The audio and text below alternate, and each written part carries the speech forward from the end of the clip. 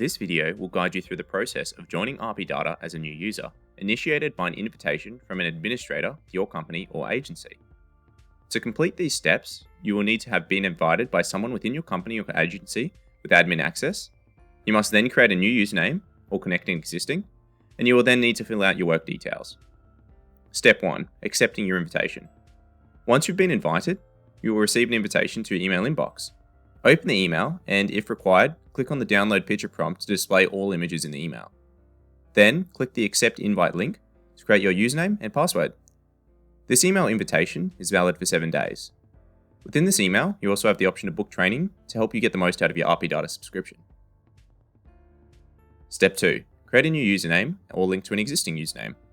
After clicking on accept invite, you'll be asked to specify whether you already have a CoreLogic username. If you're a new user, choose no and fill in the form to create a new username. If you're an existing CoreLogic product user, choose yes. You would have a CoreLogic username if you have purchased an RP Data subscription via the online store, used RP Data at a former place of work, or have an active subscription to another CoreLogic product, such as Property Hub. Click Accept and Sign to move on to the next step. Enter the details that you previously used to sign in to RP Data.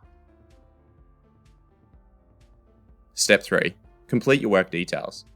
The information provided here will appear on the cover pages of your reports. Only your work email and mobile number are mandatory. Click the Upload Photo button if you wish to include a profile photo. After you've filled in your details, click on the next step to proceed. Do not click on Next Step multiple times, as it may interfere with the sign-up process.